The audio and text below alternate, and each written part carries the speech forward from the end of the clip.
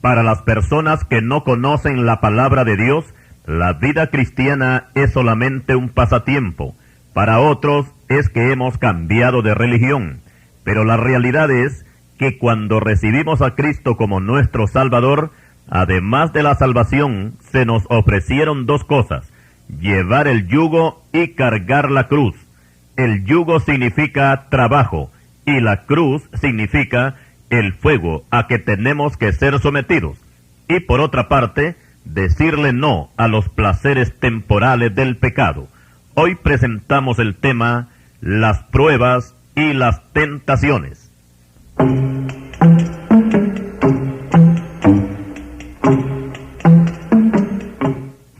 Prueba y tentación no son la misma cosa. Hay una gran diferencia entre ambas. Por lo general, las pruebas no las podemos evitar, pero las podemos vencer. Sin embargo, las tentaciones sí podemos evitarlas, siempre y cuando nosotros querramos evitarlas. Explicamos que la diferencia entre prueba y tentación es que las pruebas vienen de Dios, pero las tentaciones vienen del diablo. En lo que respecta a pruebas, todos los verdaderos hijos de Dios tenemos que ser probados de diferente forma. A veces hay que hacerle frente a problemas familiares, problemas económicos, problemas de salud, etc. Dios permite las pruebas para moldear la vida de sus hijos, y no hay momento mejor para decir que amamos a Dios que cuando estamos venciendo una prueba. Recordemos el caso de Job. Este hombre era perfecto y recto, temeroso de Dios y apartado de mal. Libro de Job, capítulo 1, versículo 1. Además de eso, Job no solamente se preocupaba por mantener su vida limpia ante Dios, sino que además ofrecía sacrificios por los pecados que cometían sus hijos. Job capítulo 1 y versículo 5. Por otra parte, Job era un hombre muy rico. Dios le había bendecido en gran manera en bienes materiales, y en medio de esa abundancia, Job bendecía y alababa a Dios. Pero para Dios eso no era suficiente, porque cualquiera da gracias y alaba a Dios cuando todo va bien. Por eso había que probar a Job, y un día la prueba llegó. Y vamos a analizar la prueba de Job en 3 etapas. En la primera, Job sale victorioso, y es cuando Satanás le desbarata toda su hacienda y le mata sus hijos. Dijo Job: desnudo salí del vientre de mi madre, y desnudo volveré allá. Jehová dio y Jehová quitó. Sea el nombre de Jehová bendito. En todo esto no pecó Job ni atribuyó a Dios despropósito alguno. Job capítulo 1 versículos 21 y 22. Aprendamos algo aquí, y es que un creyente con doctrina, cuando está en prueba, no se va a sentar a lamentarse ni culpar al diablo por el problema que le ha venido, porque eso sería darle importancia a Satanás. Recordemos que este enemigo fue quien arruinó a Job, pero Job lo ignoró por completo, y sus cortas palabras son: Jehová dio y Jehová quitó, sea el nombre de Jehová bendito. La segunda parte de su prueba es cuando es herido con una sarna maligna. La esposa de Job no resistió este segundo golpe y reprendió duramente a su marido y le dijo: ¿aún retienes tu integridad? Esto quiere decir, después que Dios te dio todo y después te lo ha quitado, y aún con esa sarna maligna en tu cuerpo, ¿todavía te atreves a seguir siendo fiel a Dios? Mejor maldice a Dios y te mueres de una vez. En respuesta, Job la reprende y le dice: como suele hablar cualquiera de las mujeres fatuas, has hablado. ¿Qué? ¿Recibiremos de Dios el bien y el mal no lo recibiremos? Y en todo esto no pecó Job con sus labios. Libro de Job, capítulo 2, versículos 9 y 10. La tercera etapa de su prueba es cuando le visitan sus 3 amigos. Estos, en vez de consolarlo y acompañarlo en su prueba, en vez de eso, lo acusan de pecador y le dicen en sus hermosos discursos que por causa de su pecado es que le ha venido ese gran mal. Y aunque ellos en sus poéticos discursos defiendan la causa de Dios, siempre están mal ante Dios, porque Dios jamás va a aceptar de una misma persona que alabe su nombre y al mismo tiempo condene a un justo. Hoy son muchas las personas que tienen en alta estima a Dios, pero aborrecen a los evangélicos, principalmente a los pastores, y se irritan mucho si se dan cuenta que los miembros pagan diezmos en la iglesia. Estas personas, en vez de agradar a Dios, lo que hacen es aumentar la ira de Dios sobre ellos. Recordemos el caso de Elifaz, Bildad y Zofar. Ellos hablaron maravillas de Dios, pero como acusaron a Job, al final Jehová le dice a Elifaz: mi ira se ha encendido contra ti y tus dos compañeros, porque no habéis hablado de mí lo recto como mi siervo Job. Luego Jehová los manda que ofrezcan sacrificios y que le pidan a Job que ore por ellos para que Dios le suspenda la sentencia. Y dice la Escritura que Jehová aceptó la oración de Job en favor de sus tres amigos. Libro de Job, capítulo 42, versículos 7 al 9. Recordemos que las pruebas son parte de nuestra vida cristiana. Son nuestra escuela donde aprendemos a ser pacientes, aprendemos a apreciar lo que Dios nos ha dado y aprendemos lo que significa amar a Dios cuando las cosas nos van mal. Las pruebas implican sacrificio y hay que aceptarlas con gozo aunque la carne reviente, porque si somos sinceros y honestos, tenemos que reconocer que a ninguno de nosotros nos gustan las pruebas, pero Dios las considera necesarias porque si no, no aprendemos. Y al mismo tiempo las pruebas nos ayudan a fortalecernos espiritualmente, tal como sucede con el suero que le inyectan al enfermo. El suero es una gran ayuda, pero para que el enfermo lo reciba, primero tiene que soportar el pinchazo de la aguja en su piel. Y ahora mencionaremos lo máximo de lo que es una prueba, y la tenemos en nuestro Señor Jesucristo, quien tuvo que soportar lo que ninguna mente humana puede describir, y jamás vamos a pensar que al Señor Jesucristo le gustaba sufrir, cuando Él en varias ocasiones anunció el martirio a que tenía que ser sometido, culminando con su muerte en la cruz. Nunca dijo que le gustaba eso, sino que lo consideraba necesario. Mateo capítulo 16, versículo 21, Marcos 8, 31. El Señor padeció la prueba más dura porque tuvo que cargar con el pecado de todo el mundo. Y aquí es donde vemos el gran amor de Dios, porque el Señor no tenía necesidad de sufrir, pero lo hizo por dos razones. Primero, para limpiar nuestros pecados por medio de su sangre preciosa derramada, y segundo, para darnos un ejemplo, que las pruebas, por muy duras que sean, siempre se pueden vencer, así como Él venció, o como nos dice Él mismo en la Escritura: estas cosas os he hablado, para que en mí tengáis paz. En el mundo tendréis aflicción, pero confiad, yo he vencido al mundo. Juan capítulo 16, versículo 33. Esto quiere decir que Él venció todas las pruebas. Por supuesto que nosotros también vamos a vencer, derribando los altos muros que tenemos al frente y venciendo a los gigantes que se nos atraviesan en el camino. Recordemos algo bien importante, y es que si estamos atravesando por una prueba y empleamos la fuerza de la carne, o se emplean palabras o frases no adecuadas para un cristiano, con tal de salir del problema, y si además hay protestas hacia Dios por lo que nos está pasando, pueda que el problema pase, pero la prueba no fue vencida, porque la palabra de Dios dice que no es con espada ni con fuerza, sino con mi espíritu, ha dicho Jehová de los ejércitos. Zacarías capítulo 4, versículo 6. Si el Señor Jesucristo hubiese respondido de la misma forma en que el alguacil le pegó un puñetazo en el rostro, explico, si el Señor devuelve el golpe, no iba a demostrar con eso que era un hombre valiente y fuerte, sino todo lo contrario, iba a demostrar su debilidad y su miedo. Juan 18, 22. Es natural que en el mundo se hace todo lo contrario, porque allí los valientes son los que gritan más fuerte, los que humillan a los demás y los que no le tienen miedo a nadie, según ellos.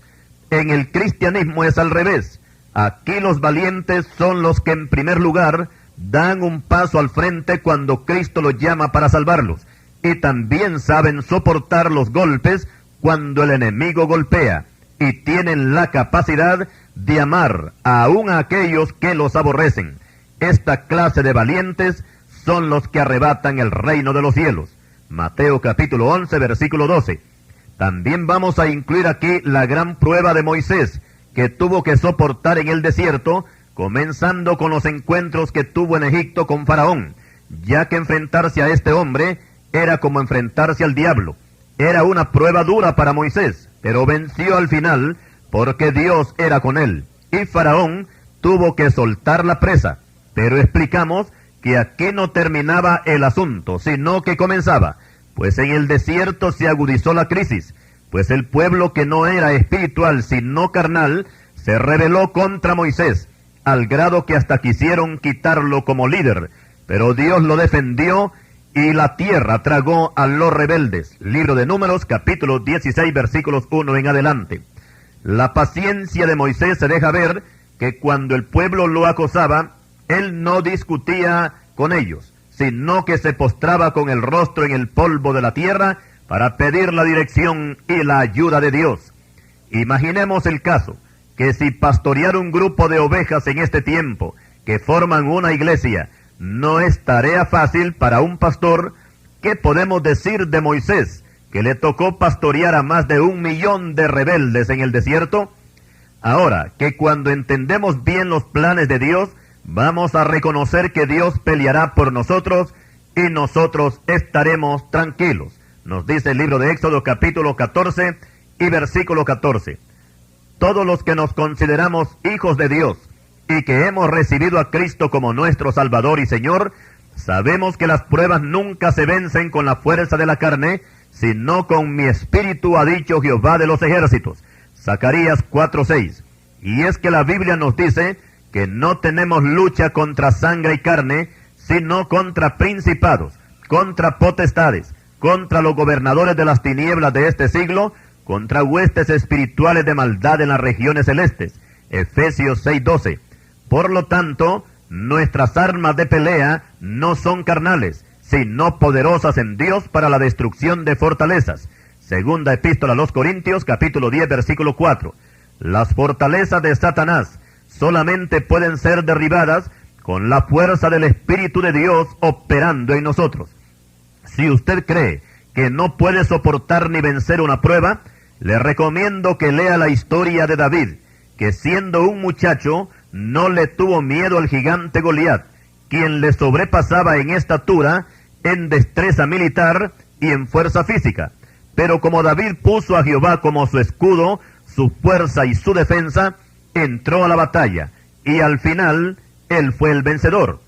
El profeta Jeremías, por su parte, cuando fue acosado por sus enemigos, no huyó, sino que le hizo frente al peligro y dijo: mas Jehová está conmigo como poderoso gigante. Por tanto, los que me persiguen tropezarán y no prevalecerán.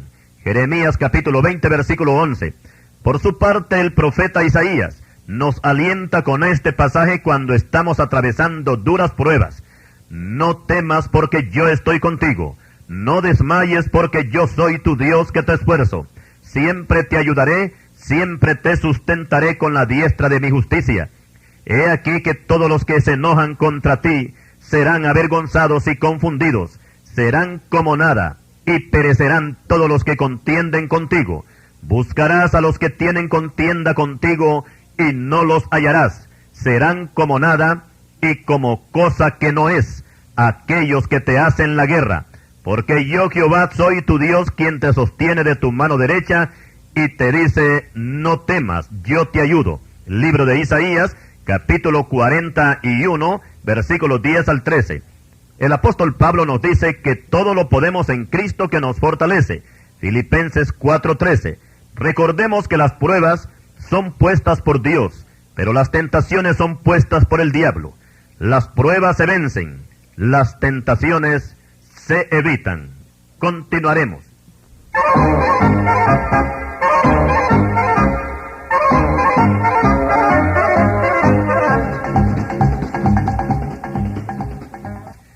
Cuando hablamos de pruebas y tentaciones, vamos a incluir aquí el caso de José, el hijo de Jacob, y sus experiencias que tuvo con sus 11 hermanos y que muchos nos van a ayudar para establecer la diferencia entre una prueba y una tentación. José, siendo uno de los hijos menores de Jacob, se caracterizó por ser el ejemplo de la obediencia, de la rectitud, temeroso de Dios y aborrecedor de las obras injustas de sus hermanos mayores.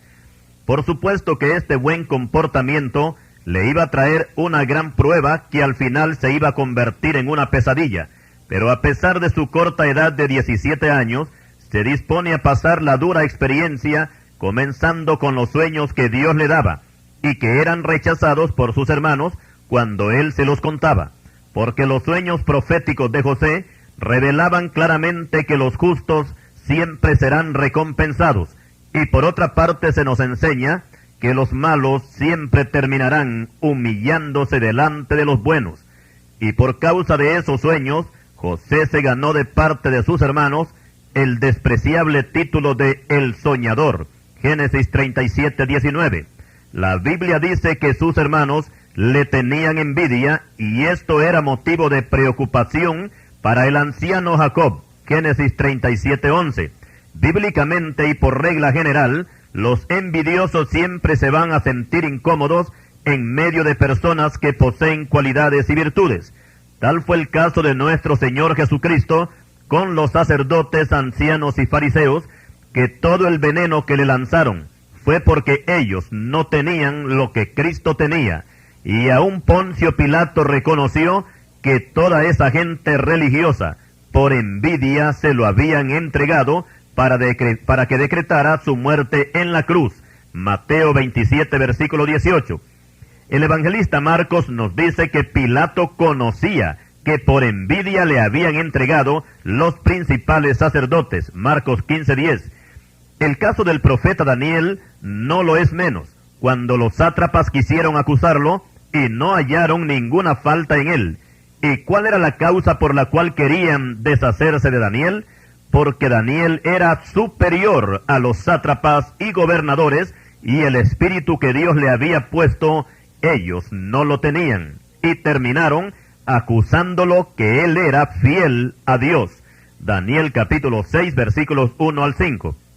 ¿Y qué diremos también de Coré, Datán y Abirán, que por envidia se lanzaron contra Moisés y Aarón, y la tierra se abrió y se los tragó, y vivos descendieron al infierno? Libro de Números capítulo 16. Y también el Salmo 106, versículos 16 al 18. Y volviendo al caso de José, vemos que la envidia se apoderó de sus hermanos mayores a tal grado que un día decidieron deshacerse de él, y la ocasión llegó cuando José los visitaba en el campo, y cuando lo vieron de lejos, antes que llegara cerca de ellos, conspiraron contra él para matarle. Génesis 37:18. Allí la prueba se agudizó para José, ya que lo tomaron con violencia con el fin de matarlo, pero Dios extendió su mano por medio de Rubén, que era el hermano mayor, y éste evitó su muerte, convenciéndolos a sus hermanos que no derramaran sangre inocente. Génesis 37, versículos 21 y 22. Todo esto lo hacían para que no se cumplieran los sueños donde ellos aparecían implicados, y que llegaría un día cuando ellos tendrían que postrarse delante de José. Pero cuando Dios lo libró de la muerte por medio de Rubén, ellos se conformaron con echarlo a una cisterna que estaba seca, no tenía agua. Podemos imaginarnos el sufrimiento moral de José, de ser tratado de esa forma por sus propios hermanos. Si se tratara de enemigos fuera de su casa, la pena moral podía ser menos, tal como posteriormente se lamentaría el rey David de la forma como actuaron sus propios hijos, principalmente su hijo Absalón, que le hizo la guerra. Oigamos las palabras de David con respecto a su hijo Absalón: porque no me afrentó un enemigo, lo cual habría soportado, ni se alzó contra mí el que me aborrecía, porque me hubiera ocultado de él, sino tú, hombre, al parecer, íntimo mío, mi guía y mi familiar. Salmo 55, versículos 12 y 13. La Biblia dice: no creáis en amigo, ni confiéis en príncipe, de la que duerme a tu lado, cuídate, no abras tu boca, porque el hijo deshonra al padre, la hija se levanta contra la madre, la nuera contra su suegra, y los enemigos del hombre son los de su casa. Libro de Miqueas, capítulo 7, versículos 5 y 6. Tal vez las palabras del rey David podrían haber sido las mismas de José con respecto a sus hermanos. Pero la prueba no terminaba con que Rubén lo haya librado de la muerte, porque luego sus hermanos lo venden como esclavo por 20 piezas de plata a unos mercaderes ismaelitas, y estos a su vez hicieron su propio negocio al revender a José, el cual fue comprado por un alto oficial egipcio llamado Potifar. Génesis 39, versículo 1. Desde todo punto de vista se puede apreciar que el dinero, o sea, las 20 piezas de plata, no era el punto clave del asunto. Lo que interesaba era deshacerse de José. Caso igual sucedió con nuestro Señor Jesucristo, cuando Judas lo vendió a los sacerdotes por 30 piezas de plata. El negocio consistía en deshacerse de Cristo a cualquier precio. Recordemos que el dinero Judas lo regresó, y los sacerdotes lo recogieron, pero no se quedaron con él, sino que compraron un cementerio. Mateo 27, versículos 3 al 7. En el caso de José podemos analizar su prueba, no solamente en la parte física, sino también en la parte moral. No importa que gozara de privilegios en la casa de Potifar, pues él tenía que pensar en su padre Jacob, pues el anciano no sabía ni siquiera si su hijo estaba vivo o podría estar muerto, y hasta pudo haber perdido la esperanza de volverlo a ver. Y lo mismo pudo haber pensado José de su padre, y ahí encontramos pues prácticamente una prueba muy dura para José. Las pruebas, por supuesto, que nadie las desea, pero se consideran como necesarias para poder valorar la vida y al mismo tiempo conocer nuestra debilidad y podamos confiar en Dios. A través de la historia muchos siervos de Dios han afrontado pruebas muy duras, pero han triunfado sobre ellas, porque la promesa bíblica es que muchas son las aflicciones del justo, pero de todas ellas le librará Jehová. Salmo 34, 19. En Romanos 8, 28 encontramos que a los que aman a Dios todas las cosas les ayudan a bien, esto es, a los que conforme a su propósito son llamados. Cuando la Biblia nos dice que todas las cosas nos ayudan a bien, no quiere decir esto que todas las cosas nos van a salir bien, o sea, como nosotros queremos.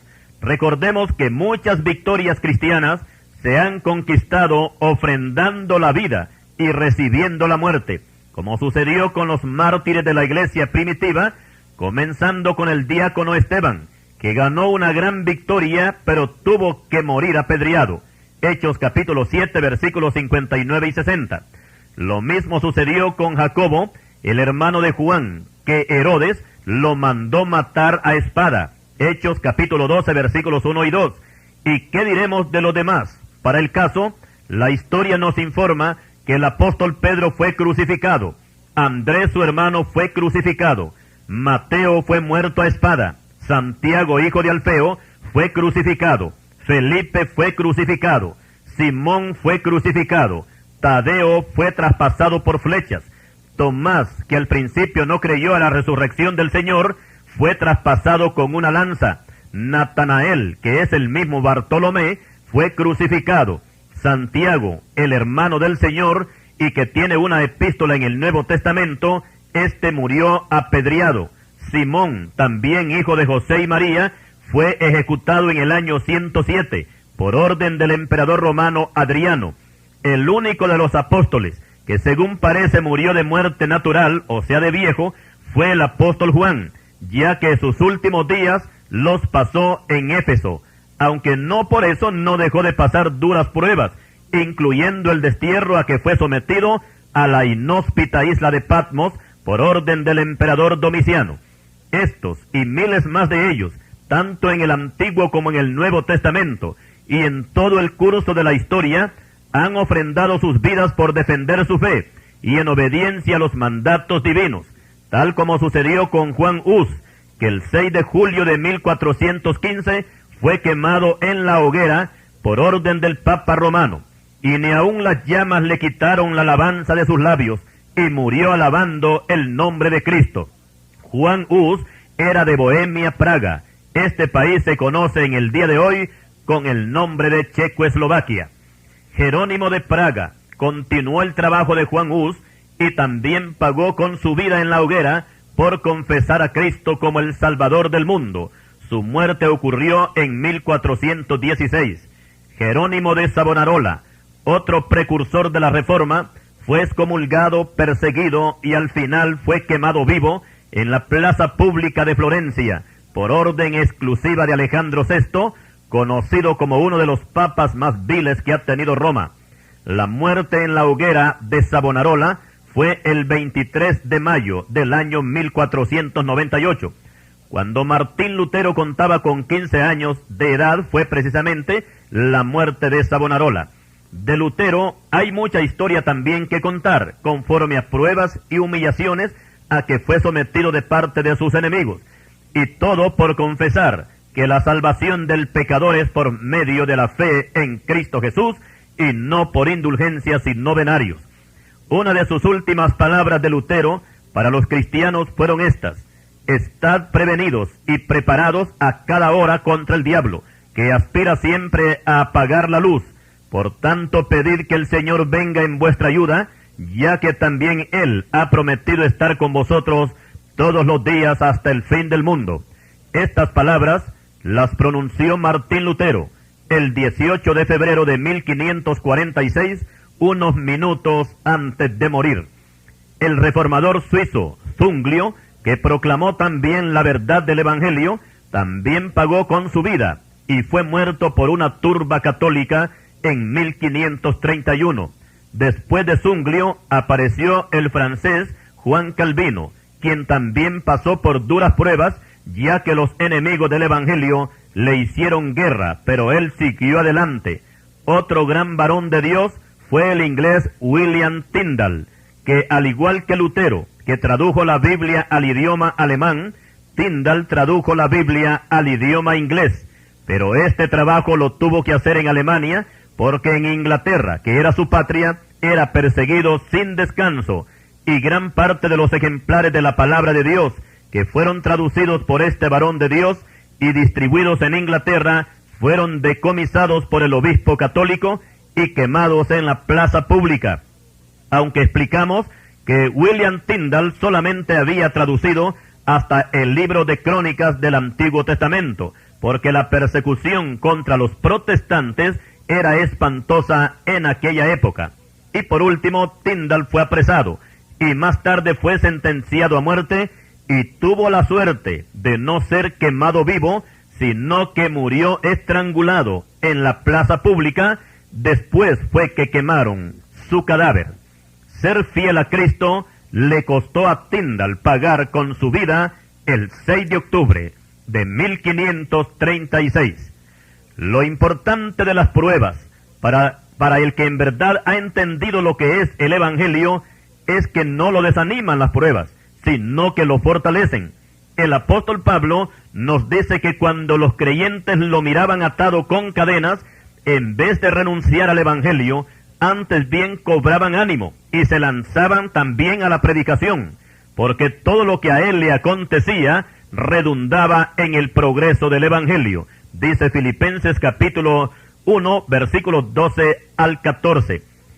Recordemos que en la vida cristiana, el no tener pruebas no debe de ser motivo de gozo, sino de preocupación.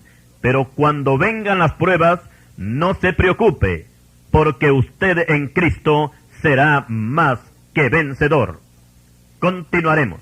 Estamos en el desarrollo del tema sobre las pruebas y las tentaciones. Anteriormente hemos expuesto las pruebas por las cuales todo cristiano debe de pasar. Ahora veamos qué es una tentación, y para lo cual vamos a tomar como ejemplo a José, el hijo de Jacob, al cual ya mencionamos anteriormente en el caso de las pruebas, que tuvo que pasar principalmente con sus hermanos. Ahora veamos qué sucede cuando se encuentra en la casa de Potifar. La Biblia dice que José era un muchacho que tenía muy buena presentación, de hermoso semblante y bella presencia. Génesis 39:6. Físicamente hablando, era un muchacho muy atractivo, al grado que la esposa de su amo se enamoró de él y buscaba la manera de atraerlo. Y podemos imaginarnos que la mujer de Potifar también era joven y atractiva, ya que las egipcias se han caracterizado de ser mujeres muy hermosas. Y ésta había puesto sus ojos en José, pero José no atendía sus ruegos. Y aquí podemos ver la fuerte lucha que sostenía este valiente siervo de Dios en medio de una tentación aparentemente sin salida. Y cuando ya no soportó las impertinencias de aquella mujer para que durmiera con ella, José se paró como todo un valiente y le dijo: «He aquí que mi señor no se preocupa conmigo de lo que hay en casa, y ha puesto en mi mano todo lo que tiene. No hay otro mayor que yo en esta casa, y ninguna cosa me ha reservado, sino a ti, por cuanto tú eres su mujer. ¿Cómo pues haría yo este grande mal y pecaría contra Dios?». Libro de Génesis 39, versículos 8 y 9. Pero la mujer no le dio importancia a las palabras de José, y la insistencia de ella se hizo más fuerte cada día. Y un día ella dejó las palabras y se fue a la acción, y lo agarró de su ropa y le dijo: «Duerme conmigo». Cualquier hombre que no tenga un amplio conocimiento de Dios podría desear que se le presentara una oportunidad como esta. Pero este no era el caso de José, que por su sangre corría más que todo el temor de Dios, y con los ojos de la fe se mantenía como viendo al invisible. Con la enseñanza del Nuevo Testamento diremos que el que tiene sus ojos puestos en Cristo, según Hebreos 12:2, los movimientos tentadores de la carne no lo harán caer jamás. Y volviendo a José, al verse atrapado por aquella mujer egipcia, no le quedó más remedio que zafarse y salir huyendo, dejando sus ropas en las manos de ella. Génesis 39, versículos 1 al 12. Dijimos anteriormente que las pruebas hay que vencerlas, pero las tentaciones hay que evitarlas. En las tentaciones el creyente tiene que huir, tal como el apóstol Pablo le dice a Timoteo: «Huye de las pasiones juveniles», segunda Timoteo 2:22. Pero en las pruebas, son ellas, las pruebas, las que tienen que huir de nosotros. Cuando José venció la tentación que se le presentó en la casa de Potifar, ahora viene no una tentación sino otra prueba, y es la falsa acusación de aquella mujer, por la cual tuvo que ir a parar a la cárcel. Pero aquí vamos a notar algo muy importante, y es que Dios está observando todos los movimientos y sabe que José es limpio de culpa. Por eso cuando va a la cárcel, dice la Biblia que Jehová estaba con José y le extendió su misericordia y le dio gracia en los ojos del jefe de la cárcel. Y a continuación tenemos una lección muy importante, y es que José, a sabiendas de que él era inocente, no alegó nada en su defensa, ni acusó a la mujer de su amo como la causante de toda aquella situación, salvando de esta manera el honor y la reputación de la casa de Potifar. La Biblia dice en el Salmo 34:19 que muchas son las aflicciones del justo, pero de todas ellas le librará Jehová. Y así como después de la tempestad viene la calma, así también después de la prueba viene la recompensa. Y vamos a dejar por un momento a José para mencionar a Job, que después de la prueba a que fue sometido, y que ya todos conocemos, tuvo una bendición doble a la que tenía antes, y aún sus hijos e hijas que engendró después de su prueba fueron más hermosos y más inteligentes que los primeros. Y tratándose de sus 3 hijas, la Biblia dice que no había mujeres tan hermosas como las hijas de Job en toda la tierra. Libro de Job, capítulo 42, versículo 15. ¿Quién podría imaginarse al ver a Job con aquella sarna maligna y pestilente que después iba a tener una excelente producción? Dios honra a los que le honran. Y ahora volvemos con José en Egipto. ¿Quién podría imaginarse que al estar en la cárcel saldría de allí, pero no con una simple carta de libertad, sino a ocupar uno de los puestos más altos en el imperio egipcio? Es bueno explicar que la mujer de Potifar fue un instrumento de Satanás para que José fuera desprestigiado y fuera a parar a la cárcel. Pero Dios transformó toda esa maquinaria diabólica en una gran bendición, no solamente para José, sino también para Faraón y todo Egipto, lo mismo para su padre Jacob y sus 11 hijos, hermanos de Jacob. o sea, hermanos de José, que afrontaban los estragos del hambre en Canaán. Aquí cabe prácticamente en toda su plenitud el pasaje bíblico que todas las cosas ayudan a bien a todos aquellos que aman a Dios. Romanos 8:28. Y estos dos hombres que hemos mencionado, Job y José, no nos puede quedar duda de que en verdad ellos amaban a Dios. No debemos de olvidar que para ser cristiano aprobado ante Dios, tenemos que atravesar a veces por situaciones muy difíciles. Tenemos que ser como la caña cuando la pasan por el trapiche, o como la vasija de barro cuando la meten al fuego, como madera que no se raja y clavo que no se dobla. Los cristianos tenemos que ser de acero y no de hierro colado. Los clavos que no son de acero, al primer martillazo se doblan. Dios quiere cristianos que no se dobleguen ante las pruebas. Dios quiere gente templada, decidida, valiente, que no los asusten los rugidos de león, que no los derriben los oleajes del mar, ni los embravecidos vientos los hagan retroceder, como sucedió con los 3 valientes hebreos, compañeros de Daniel, que le hablaron al rey de Babilonia, como nadie jamás se había atrevido a hacerlo, y prefirieron ser echados dentro de un horno ardiendo, siendo fieles a Dios, antes que postrarse ante una estatua de Satanás.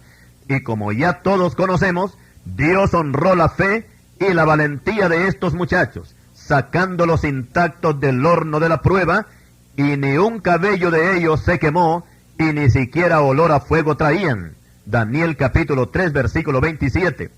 Por su parte, el profeta Daniel salió victorioso después de estar en medio de leones feroces y hambrientos, ya que estos no le causaron ningún daño, porque Daniel, al igual que el apóstol Pablo, sabían en quién habían creído.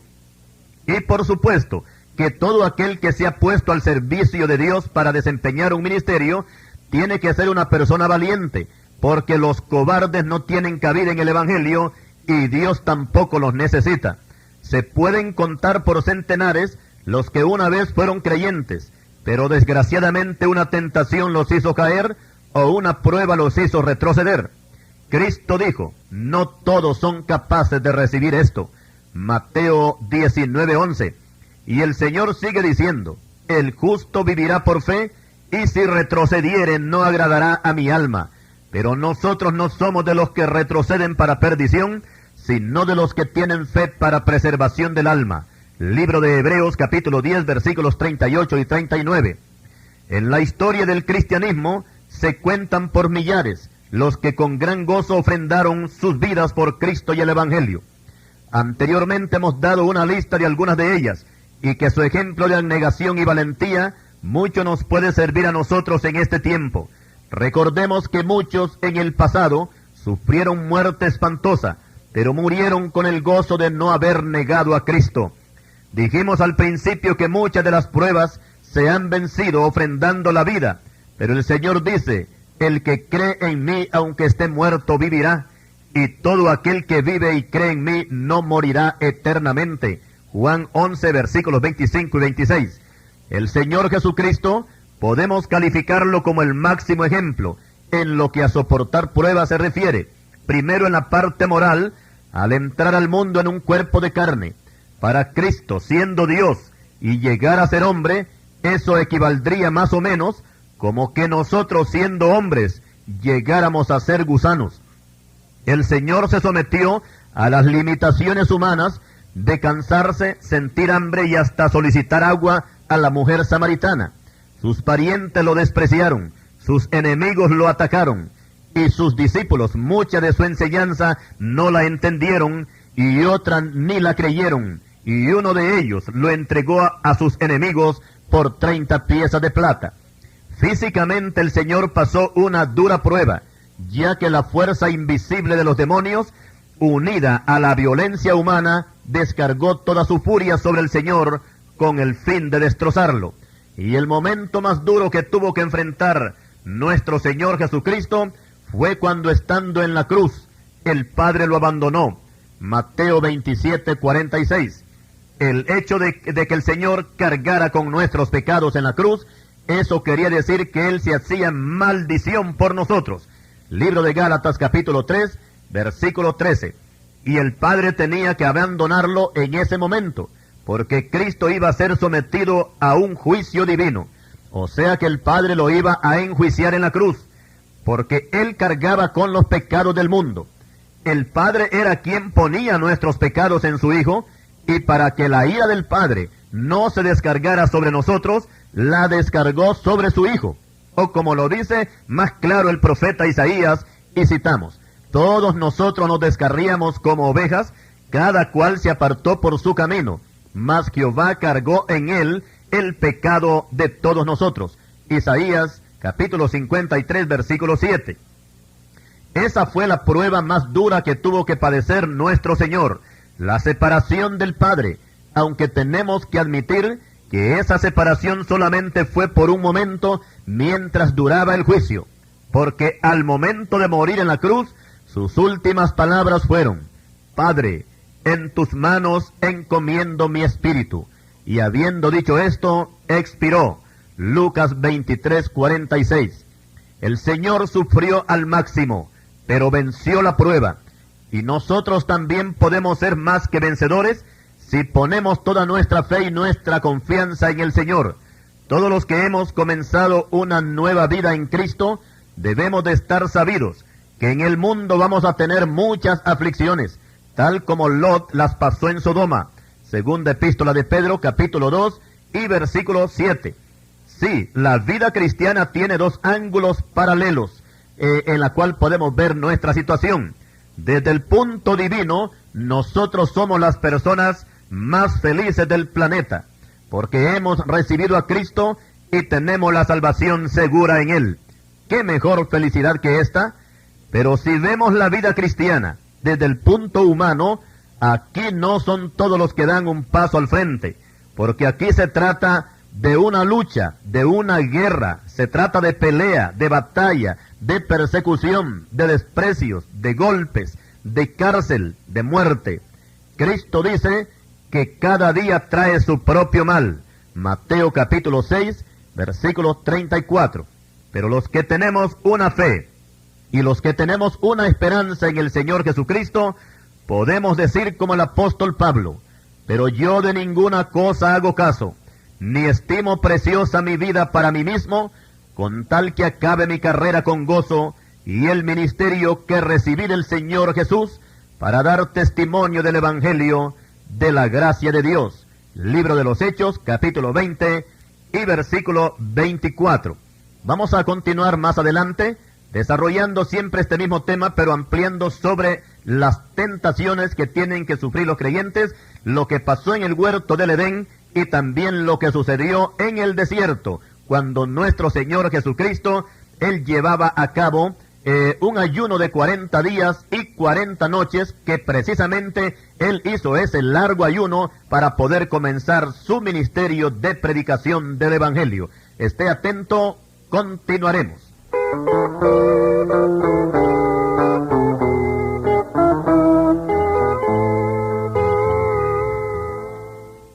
Estamos en el desarrollo del tema sobre las pruebas y las tentaciones, a las cuales todo cristiano tiene que enfrentarse para conocer si en verdad es un fiel siervo de Dios. Anteriormente hemos hablado que las pruebas vienen de Dios, pero las tentaciones vienen de Satanás. Ahora es bueno explicar que tanto las pruebas como las tentaciones son para los hijos de Dios, o sea, para los que hemos recibido a Cristo como nuestro gran Salvador. El mundo no tiene parte en este asunto, por la sencilla razón de que el mundo no está bajo la dirección de Dios, sino bajo la dirección del diablo. Eso lo dice la Biblia en 1 de Juan capítulo 5 y versículo 19. Y Cristo les llama hijos del diablo a todos aquellos que rechazan el Evangelio. Juan 8:44. Cuando una persona sin Cristo, o sea, un mundano, comete un delito, a veces sale a relucir esta frase: es que el diablo me tentó. Pero yo aclaro que el diablo no lo tentó, le ordenó, que eso es otra cosa. Porque aquí también explicamos que el pecado no redimido que existe en el hombre mundano, ese precisamente es el instrumento que el diablo usa para someter a ese pobre pecador a su propia voluntad. Y ahí es cuando el diablo le ordena al hombre a que haga algo que después el hombre tiene que arrepentirse. Y algunos ni de eso tuvieron tiempo, porque se fueron al infierno. La Biblia dice que el que hace pecado, esclavo es del pecado, pero si el Hijo de Dios los libertare, serán verdaderamente libres. Juan 8, versículos 34 al 36. En el huerto de Edén, Dios probó al hombre cuando le dio la orden de que no comiera del fruto del árbol de la ciencia del bien y del mal. Sin embargo, Satanás no probó, sino que tentó a Eva a que comiera del fruto. Y aquí es bueno notar algo, y es que el diablo no la presionó, solamente la tentó. Satanás a quien presiona es a los suyos, o sea, a los inconversos. A estos no los tienta, sino que los obliga a hacer cosas que van en contra de la voluntad de Dios. A los seguidores de Cristo nos tienta para ver si caemos, y como no estamos obligados a obedecerle, de nosotros depende si nos quedamos o nos alejamos, como hizo José con la mujer de Potifar. La Biblia nos muestra 3 clases de tentaciones que por cierto son fatales si llegamos a caer en ellas, y se encuentran en 1 de Juan capítulo 2 versículo 16, y citamos: porque todo lo que hay en el mundo, los deseos de la carne, los deseos de los ojos y la vanagloria de la vida, no proviene del Padre sino del mundo. Cuando nuestro Señor Jesucristo se dispuso a comenzar su ministerio, tuvo que hacerle frente a estas 3 tentaciones, y fue precisamente cuando salió bautizado del Jordán y lleno del Espíritu Santo, fue llevado por el Espíritu al desierto por 40 días, y era tentado por el diablo, y no comió nada en aquellos días, pasados los cuales tuvo hambre. Entonces el diablo le dijo: si eres hijo de Dios, di que esta piedra se convierta en pan. Lucas 4, versículos 1 al 3.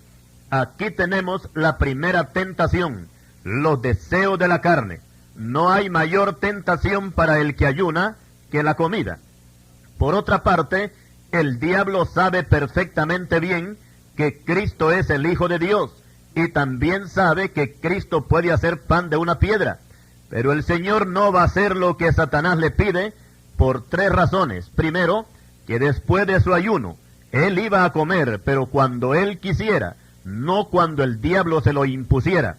Segundo, que el Señor Jesucristo no iba a dar una demostración de su poder para complacer a Satanás y revelar de esta manera su identidad de que él era el Hijo de Dios. Una cosa digna de notar es que el Señor demostró su poder, en este caso sus milagros y sanidades, cuando el caso lo ameritaba, y siempre en favor de la gente necesitada. La Biblia dice que cuando Pilato envió al Señor donde Herodes, por cuanto Cristo era Galileo, Herodes, viéndole, se alegró mucho, porque hacía tiempo deseaba verle, porque había oído muchas cosas acerca de él, y esperaba verle hacer alguna señal.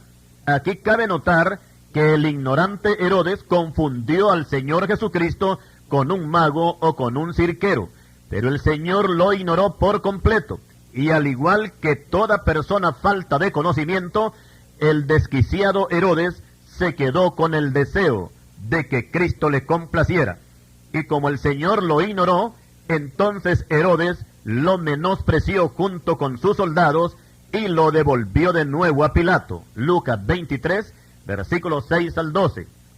Esa falta de respeto al Señor la está lamentando Herodes en el infierno, y la seguirá lamentando por toda la eternidad en el lago de fuego. Y volviendo a la tentación en el desierto, la tercera razón por la cual el Señor no podía convertir piedras en pan, es porque hay una ley establecida de parte de Dios conforme a los elementos, y es que cada cosa tiene que permanecer conforme Dios la hizo. Un árbol no puede ser piedra, y un animal no puede convertirse en gente, y una piedra no puede convertirse en comida. Solamente la gente necia, engañada por el diablo, creen en la reencarnación, donde según ellos, después de muertos van a volver a la vida, convertidos en mariposas, o convertidos en una vaca, o transformados en una piedra. Y aunque parezca increíble, pero hay mucha gente que cree eso. ¿Y qué diremos de los desquiciados ateos y evolucionistas que Satanás les ha hecho creer que el hombre desciende del mono. Pobre humanidad. El libro de Job hace mención de lo que estamos exponiendo y que se relaciona al Señor Jesucristo en su ayuno de 40 días y 40 noches en el desierto, y dice así este pasaje, refiriéndose a Cristo: de la destrucción y del hambre te reirás, y no temerás de las fieras del campo, pues aún con las fieras del campo tendrás tu pacto. Job capítulo 5 versículos 22 y 23. Este pasaje nos está diciendo que una piedra siempre será piedra y no se convertirá en otra cosa. Y con respecto a las fieras del campo, ninguna bestia le iba a hacer daño al Señor, porque las fieras iban a estar en paz con él. Y el Evangelio de Marcos confirma esto refiriéndose al ayuno del Señor y dice: y estuvo ahí en el desierto 40 días, y era tentado por Satanás, y estaba con las fieras, y los ángeles le servían. Marcos 1:13. En este pasaje podemos ver que las fieras del desierto se portaron mucho mejor que los endiablados sacerdotes y fariseos. En esta primera tentación de convertir piedras en pan, Satanás fue vergonzosamente derrotado, cuando el Señor le responde: escrito está, no solamente de pan vivirá el hombre, sino de toda palabra que sale de la boca de Dios. Mateo capítulo 4 versículo 4 y Lucas 4:4 y Deuteronomios capítulo 8 y versículo 3. De esta cita última es que el Señor toma lo que escrito está. Pero como el diablo no se da por vencido tan fácilmente, comienza la segunda tentación. Y dice la Biblia que el diablo llevó a Cristo a un alto monte y le mostró en un momento todos los reinos de la tierra, y le dijo el diablo: a ti te daré toda esta potestad y la gloria de ellos, porque a mí me ha sido entregada, y a quien quiero la doy. Si tú postrado me adorares, todos serán tuyos. Lucas capítulo 4 versículos 5 al 7. Pero el Señor le contestó: vete de mí, Satanás, porque escrito está, al Señor tu Dios adorarás, y a Él solo servirás. Lucas 4:8. El asunto aquí no se ve muy fácil, y cualquiera pudiera decir que el Señor para qué iba a querer los reinos del mundo. Pero recordemos que el Señor se encontraba en un cuerpo de carne, y aun cuando Él fuera Dios, y es que era Dios, nunca dejó de serlo, todas sus tentaciones fueron dirigidas no a su divinidad, sino a su carne. Y la tentación que le hace el diablo es como si la hiciera a uno de nosotros. Y en el caso del Señor, Él no echó mano de sus poderes divinos para poder vencer la tentación. Pues el apóstol Pablo nos dice, refiriéndose a Cristo, que siendo en forma de Dios, no estimó el ser igual a Dios como cosa a que aferrarse. Filipenses capítulo 2 versículo 6. Ahora notemos que la oferta es tentadora, y en este tiempo, por mucho menos que eso, son miles los que están postrados adorando al diablo, y al final ni siquiera van a tener lo que les prometió. Lo que sí van a tener es una condena perpetua en el lago de fuego. Allí va a ser el gran lloro y crujir de dientes. A los narcotraficantes, el diablo les hace creer que ellos van a ser los amos y señores del mundo, y después se carcajea cuando caen abatidos por la policía o purgando condenas perpetuas en algunos países del mundo. Los líderes del rock satánico se creen dioses en medio de una juventud loca y embrutecida que les aplaude, y al final, estos líderes rockeros terminan su asquerosa vida disparándose un balazo, intoxicados por la droga, recluidos en manicomios o contagiados por el SIDA, o sea que al final todo queda en nada. Recordemos que el diablo no le ofreció a Cristo una parte de los reinos, sino todos los reinos del mundo, y solamente ponía una condición: que el Señor lo adorara. Ahora, viendo el asunto desde el ángulo humano y suponiendo que el Señor hubiera caído en esa tentación, explicamos, después el diablo no le hubiera dado nada, porque Cristo lo identificó al diablo como mentiroso y padre de toda mentira. Seguidamente entramos a la tercera tentación. Ya el Señor ha vencido los deseos de la carne, o sea, no convertir piedras en pan. No complació a Satanás y salió victorioso. Los deseos de los ojos fue cuando contempló los reinos del mundo, pero el Señor tampoco cayó en esta trampa y salió victorioso. Ahora queda la tercera y última tentación, y es cuando el diablo le lleva al pináculo del templo y le dice: si eres hijo de Dios, échate de aquí abajo, porque escrito está: a sus ángeles mandará cerca de ti, que te guarden y en las manos te sostendrán, para que no tropieces con tu pie en piedra. Respondiendo Jesús le dijo: dicho está, no tentarás al Señor tu Dios. Y cuando el diablo hubo acabado toda tentación, se apartó de él por un tiempo. Lucas capítulo 4, versículos 1 al 13. Aquí no se trata de deseo de la carne, ni deseo de los ojos, sino de la vanagloria de la vida. Primera de Juan 2:16.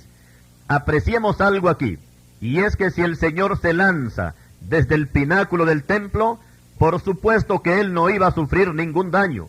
Lo que está escrito en el Salmo 91 se cumpliría fielmente ese día, que los ángeles lo sostendrían en la caída, y el resultado hubiera sido grandes aplausos, y hasta manos iban a sobrar para levantarlo en alto y proclamarlo como un gran Mesías, como un gran campeón, o como un gran superhombre. Y a esto se le llama la vanagloria de la vida. Y Cristo no venía a este mundo a buscar aplausos, no venía a buscar fama, Él venía a buscar pecadores, Él venía a buscar a esta clase de personas para salvarlos a través de su muerte en la cruz y su gloriosa resurrección. Recordemos que Eva cayó ante estas tres mismas tentaciones, según Génesis capítulo 3 y versículo 6. Pero alabado sea Dios, que nuestro Señor Jesucristo las venció a estas tres tentaciones. Y por supuesto que nosotros también podemos vencer si nos amparamos en el Señor.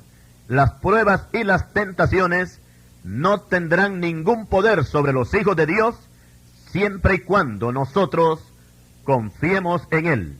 Y hasta aquí llegamos con este interesante tema sobre las pruebas y las tentaciones. Que el Señor le bendiga. Cuando en pruebas se encuentra mi alma y tu luz casi no puedo ver, surge un grito de mi alma que clama: pon tu mano, Señor, sobre mí. Pon tu mano, Señor, sobre mí. Pon en mi alma ese mismo sentir. Dame gracia para obedecer. Dame fuerzas para yo vencer.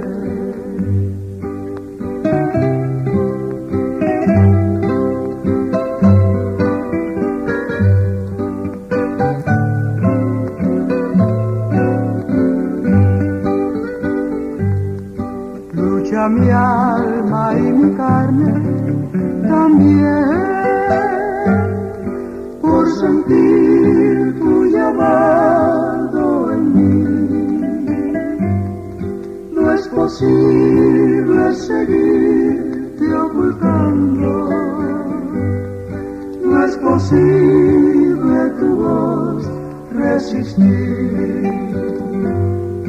Pon tu mano, Señor, sobre mí.